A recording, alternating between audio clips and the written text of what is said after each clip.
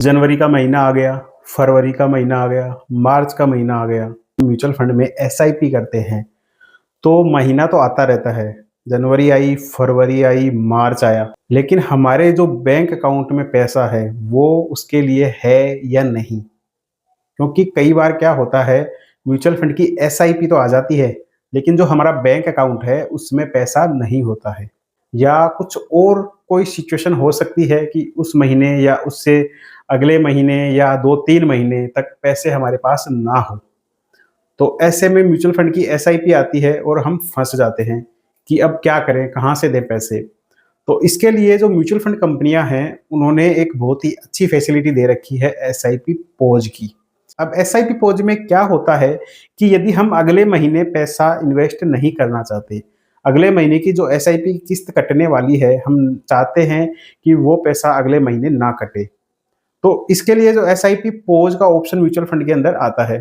तो यदि हम उसको पे क्लिक करके उसको कन्फर्म कर देते हैं, तो अगले महीने की एसआईपी नहीं कटेगी। अब हम ये चाहते हैं कि अगले 2 महीने की एसआईपी ना कटे, तो ये भी म्यूचुअल फंड में ऑप्शन आता है। तो जब हम एसआईपी पॉज़ का ऑप्शन सेलेक्ट करते हैं, तो वहाँ पर हमें एक टाइम पीरियड सेलेक्ट करना पड़ता है कि आप 1 महीने के लिए रोकना चाहते हो एसआईपी को, 2 महीने के लिए रोकना चाहते हो या 3 महीने के लिए रोकना चाहते हो। तो जो अलग-अलग म्यूचुअल फंड कंपनियाँ हैं ना, उनका अलग-अलग रूल है। कई म्यूचुअल फंड कंपनियाँ 6 महीने तक रोकने का ऑप्शन देती हैं और कई म्यूचुअल फंड कंपनियाँ 12 महीने तक रोकने का ऑप्शन देती हैं। तो अलग-अलग म्यूचुअल फंड के हिसाब से अलग-अलग नियम बनाए गए हैं। तो जब आप इन्वेस्टमेंट करो तो उनके रूल ज़रूर पढ़ लेना। अब बात आती है कि कितने दिन पहले हमें एसआईपी को पॉज़ करना चाहिए। आज जैसे जनवरी का महीना है, 15 तारीख है जनवरी की और हमारी जो किस्त है वो 15 मार्च को आने वाली है, ठीक है?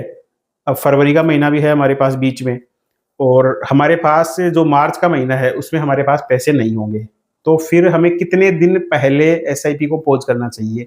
तो जैसे 15 मार्च को हमारी किस्त आएगी, तो क्या करेंगे कि जो 10 से 15 दिन होते हैं ना, जिस दिन एसआईपी की किस्त कटने वाली है, उससे लगभग 10 से 15 दिन पहले हमें एसआईपी पॉज़ कर देनी चाहिए।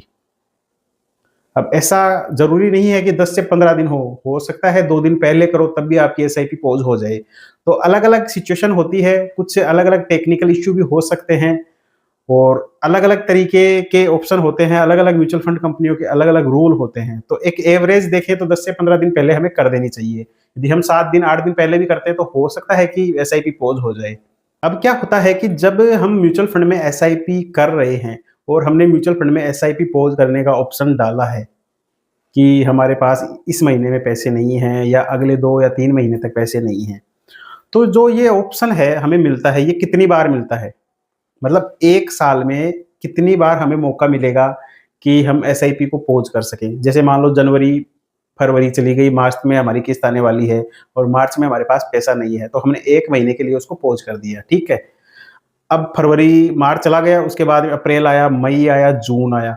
उसके बाद में जुलाई में हमारे पास पैसे नहीं हैं, तो उस तब भी हमने पॉज़ कर दिया। उसके बाद में अगस्त आया, सितंबर आया, नवंबर आया, नवंबर के महीने में हमारे पास पैसे नहीं हैं, तब भी हमने पॉज़ करने के लिए ऑप्शन डाला। लेकिन हमें वहाँ पर परमिशन नहीं मिलती है, हमें अलाउ नहीं होता है कि आप म्यूचुअल फंड को पॉज़ करो। वहाँ पर हमें रोक लग जाती है, तो ऐसा क्यों होता है? अब ऐसा इसलिए होता है कि जो ज़्यादातर म्यूचुअल फंड कंपनियाँ हैं, वो केवल 1 साल में 2 बार ही मौके देती है एसआईपी को पॉज़ करने के। जबकि कुछ कंपनियाँ हैं, वो केवल 1 बार ही एसआईपी को पॉज़ करने का ऑप्शन देती हैं। कुछ कंपनियाँ हैं, वो चाहे जितनी बार पॉज़ करो, कोई रोक-टोक नहीं होती है। या कुछ जो कंपनियाँ होती हैं, वो साइब एसआईपी को पॉज़ करने का ऑप्शन ही नहीं देती। तो सभी म्यूचुअल फंड कंपनियों के अपने-अपने अलग-अलग रूल हैं, तो उनके रूल के हिसाब से ही आपको म्यूचुअल फंड सिलेक्ट करना चाहिए। तो उनके रूल पढ़ो, उसके बाद में इन्वेस्टमेंट करो। जब हम एसआईपी को पॉज़ करते हैं, तो हमने एसआईपी पॉज़ का बटन दबाया, तो हमारे पास ऑप्शन आता है कि हम एसआईपी को पॉज़ नहीं कर सकते। अब उसमें रीज़न लिखा हुआ आ रहा है कि आपकी जो एसआईपी है वो डेली एसआईपी है और आप इसलिए पॉज़ नहीं कर सकते। तो इस हिसाब से भी म्यूचुअल फंड कंपनियों के अपने अलग-अलग नियम है कि आप केवल डेली एसआईपी को पॉज़ कर सकते हो या आप मंथली एसआईपी को ही पॉज़ कर सकते हो या आप डेली, मंथली, वीकली तीनों एसआईपी को पॉज कर सकते हो, या आप क्वार्टरली एसआईपी को पॉज कर सकते हो। तो सबके अपने-अपने अलग-अलग नियम हैं कि आप किस फ्रीक्वेंसी वाली एसआईपी को पॉज कर सकते हो। तो ये नियम भी देखना बहुत ज़रूरी है। अब आपने म्यूचुअल फंड में नई-नई एसआईपी शुरू करी और आप अगले महीने म्यूचुअल फंड में एसआईपी को पॉज करने जाते हो, तो आपके पास ऑप्शन आता है कि आप एसआईपी को पॉज नहीं कर सकते। तो वहाँ पे रीज़न लिखा हुआ आ रहा है, क्योंकि आपने एसआईपी अभी-अभी 1 महीना ही हुआ है शुरू करे हुए, इसलिए आप एसआईपी को पॉज नहीं कर सकते। तो इस तरह के रूल भी बनाए गए हैं म्यूचुअल फंड कंपनियों के द्वारा कि एसआईपी पॉज तभी पॉसिबल होगी जब आप इतनी किस्त ऑलरेडी जमा कर चुके हो या इतने महीने तक आप एसआईपी जमा कर चुके हो। तो ज़्यादातर जो म्यूचुअल फंड कंपनियां हैं उनमें 1 महीने से लेकर 6 महीने तक का ऑप्शन होता है कि कम से कम आप 6 महीने ही एसआईपी जमा करो, या ये हो सकता है कि आप कम से कम 6 किस्तें तो जमा करो, या आपने डेली एसआईपी चालू कर रखी है तो ये हो सकता है कि आप कम से कम 1 महीने की एसआईपी तो जमा करो। तो अलग-अलग म्यूचुअल फंड कंपनियों ने अपने अलग-अलग रूल बना रखे हैं इसके लिए। तो ये नियम भी आप ज़रूर देख लेना। अब आप एसआईपी तो कर रहे हो, लेकिन आपने एसआईपी के साथ-साथ टॉप अप एसआईपी भी चालू कर रखी है। मतलब कि आपकी जैसे ₹1000 महीने की एसआईपी जा रही है, लेकिन आपने 6 महीने से 10% का टॉप अप ले रखा है कि हर 6 महीने बाद जो मेरी एसआईपी का अमाउंट है वो 10% से इंक्रीज हो जाना चाहिए। तो ऐसे में क्या होगा कि जब हम एसआईपी पॉज़ करेंगे तब इसमें क्या चीज़ देखने को मिलेगी, क्या इसके लिए रूल बनाए गए हैं। तो जैसे हमने 6 महीने की फ्रीक्वेंसी के हिसाब से टॉप अप ले रखा है 10% का। एसआईपी टॉपअप का पहला महीना निकल गया, दूसरा महीना निकल गया, तीसरे महीने में हमने एसआईपी पॉज़ लगा दिया, ठीक है? तो अब तीसरा महीना, चौथा महीना, 2 महीने के लिए हमने एसआईपी पॉज़ करी। तो तीसरा महीना भी निकल गया, चौथा महीना भी निकल गया। अब उसके बाद में 5वां महीना आता है और छठा महीना आता है। अब जो एसआईपी का जो हमने टॉप अप करा था, उसका जो टोटल 6 महीने कंप्लीट हो गए। मतलब कि जब हम एसआईपी को पॉज़ कर रहे हैं, तो जैसे हमने 2 महीने के लिए पॉज़ करा, तो वो 2 महीने भी एसआईपी टॉप अप में गिने जाएँगे। ऐसा नहीं है कि उनको स्किप कर दिया जाएगा, उनको नहीं गिना जाएगा। उनको भी गिना जाएगा एसआईपी टॉप अप में। तो जैसे ही 6 महीने कंप्लीट होएँगे, तो एसआईपी टॉप अप फिर से बढ़ जाएगा। मतलब एसआईपी टॉप अप के हिसाब से ही एसआईपी आएगी। तो ये चीज़ भी आप अच्छे से देख लेना।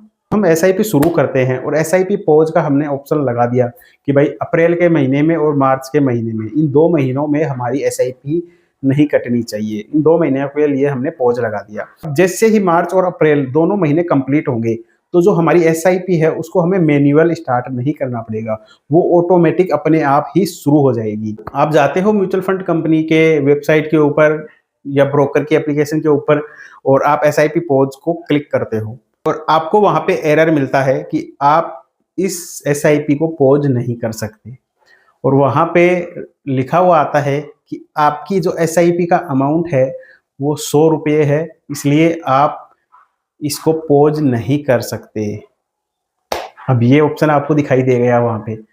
तो इस तरह के रूल भी अलग-अलग म्यूचुअल फंड कंपनियों ने अपने-अपने हिसाब से बना रखे हैं कि आपकी जो एसआईपी है वो कम से कम ₹500 की होनी चाहिए, तभी वो पॉज़ हो सकती है, या आपकी एसआईपी है वो कम से कम ₹1000 की होनी चाहिए, तभी वो पॉज़ हो सकती है। तो इस तरह के रूल भी आपको देख लेने चाहिए। कई बार क्या होता है कि हम एसआईपी को पॉज़ कर देते हैं कि अगले महीने के लिए हमने एसआईपी को पॉज़ कर दिया। अब हमारे दिमाग में आता है कि यार अगले महीने तो पैसा आ जाएगा। तो हम सोचते हैं कि यार चलो एसआईपी पॉज़ को हम कैंसल कर देते हैं, लेकिन नहीं, ऐसा नहीं कर सकते। एक बार एसआईपी को हमने पॉज़ कर दिया, एक बार उस बटन पे क्लिक करके कन्फर्म कर दिया, उसके बाद उस एसआईपी पॉज़ को आप कैंसल नहीं कर सकते। तो ये अच्छे से ध्यान रख लेना। जो फ्लेक्स एसआईपी होती है, जैसे कि मार्केट के हिसाब से चलती है, जो कि जब जैसे किसी ने एक स्ट्रेटजी बना रखी है कि जैसे ही म्यूचुअल फंड या जो मार्केट है या निफ्टी है वो 1% गिरेगा तो हमारी एसआईपी कटनी चाहिए, या 2% गिरेगा तब हमारी एसआईपी कटनी चाहिए। तो इस तरह की जो स्ट्रेटजी होके जो एसआईपी चलती है उनको हम फ्लेक्स एसआईपी कहते हैं। तो इस तरह की जो एसआईपी होती है उसमें एसआईपी पॉज़ का ऑप्शन नहीं मिलता। म्यूचुअल फंड कंपनियां इस तरह की एसआईपी में पॉज़ का ऑप्शन नहीं देती हैं। तो ये चीज़ अच्छे से ध्यान रखना। तो अलग-अलग जो डिजिटल प्लेटफ़ॉर्म हैं, जैसे ग्रो हो गया, एंजल वन हो गया, वो एसआईपी स्कीप का ऑप्शन देते हैं। अब एसआई स्कीप का ऑप्शन में क्या होता है कि जो अगले महीने की किस्त कटने वाली है वो स्कीप हो जाती है, केवल अगले महीने की। ये प्लेटफॉर्म अपने अपने लेवल पर देते हैं। वो होता है एसआईपी पॉज ही, लेकिन उसको एसआईपी स्कीप के नाम से वहां पे लिखा जाता है। उसमें केवल एक अगले महीने की किस्त ही स्कीप हो पाती है। तो इस तरह के ऑप्शन भी दिए जाते हैं। अब मैं आपको बताता हूं कि यदि आपको एसआईपी पॉज करनी है ना, तो उसके लिए एक नया नियम आया है मार्केट में। अब वो नया नियम क्या है, और बहुत सारे लोग इसको यूज भी करते हैं। अब वो नया नियम क्या है कि जैसे ही आपकी अगले महीने की एसआईपी आने वाली है, जैसे मार्च का आज है, जनवरी का महीना, और फिर आएगी फरवरी, और फिर आएगा मार्च का महीना। और मार्च के महीने में आप चाहते हो कि आपकी एसआईपी एक महीने के लिए पॉज हो जाए, ठीक है? तो आप क्या कर सकते हो, आप अपने मार्च का महीना जैसे ही आए, आपका जो बैंक अकाउंट है उसमें जो पैसा है वो सारा पैसा निकाल लो, उसमें से जीरो अमाउंट कर दो उसमें, ठीक है? तो जैसे एसआईपी आएगी तो उसको पैसा नहीं मिलेगा, वो ऑटोमेटिक ही पॉज हो जाएगी। तो इस तरह से भी आप एसआईपी को पॉज कर सकते हो। लेकिन बस एक दिक्कत है इसमें, इसमें एक छोटी सी पेनल्टी लगेगी आपको। जो बैंक होता है वो आपसे पेनल्टी लेगा कि आपके पास बैंक अकाउंट में पैसे नहीं हैं, जबकि जो एसआईपी म्यूचुअल फंड कंपनी है वो पैसे मांगने के लिए हमारे पास आ रही है, तो हम उनको दे नहीं पा रहे हैं। तो इसलिए आपके ऊपर एक छोटी सी पेनल्टी लगाई जाती है, जो हो सकती है 200 रुपये भी हो, 100 रुपये हो, 70 रुपये हो, कुछ भी हो सकती है। तो ये नया तरीका है, तो आप इसको भी अपना सकते हो। अब बात आती है कि यार इतने सारे नियम हैं और सभी म्यूचुअल फंड कंपनियों के अपने अपने अलग अलग नियम हैं, तो अब हमें कैसे पता चलेगा कि इस म्यूचुअल फंड कंपनी का तो ये नियम है और इस म्यूचुअल फंड कंपनी का ये नियम है? तो कैसे पता करें? तो इसके लिए क्या है, एक डॉक्यूमेंट्स है जिसको हम बोलते हैं statement of additional information, SAI. ये हर म्यूचुअल फंड कंपनी की वेबसाइट पर आपको मिल जाएगा। हर म्यूचुअल फंड कंपनी का अपना अपना एक एसएआई डॉक्यूमेंट होता है, जो उसकी वेबसाइट पर आपको मिल जाएगा। तो उसकी वेबसाइट पे आप जाओ और एसएआई डॉक्यूमेंट को डाउनलोड करो। डाउनलोड करने के बाद जब आप उसको ओपन करोगे तो पीडीएफ फाइल के रूप में वो खुलेगी। अब उसमें आप ऊपर ही ऊपर सर्च करना पॉज। जब जैसे ही आप पॉज सर्च करोगे तो उस पूरे पीडीएफ में जहां पर भी पॉज लिखा होगा वो आपको दिखाई देगा। तो वो जहाँ पे पॉज होगा वो आ जाएगा फ़ोल्डर, और वहाँ पे आप सारे रूल एंड रेगुलेशन या नियम पढ़ सकते हो कि एसआईपी पॉज से रिलेटेड क्या-क्या नियम इस म्यूचुअल फंड कंपनी ने बना रखे हैं। तो इस तरह से आप उस म्यूचुअल फंड की एसआईपी पॉज की सारी डिटेल देख सकते हो। तो इसी तरह की नई-नई जानकारी के लिए इस चैनल को सब्सक्राइब करो, लाइक करो, ताकि मोटिवेशन मिले। Thank you.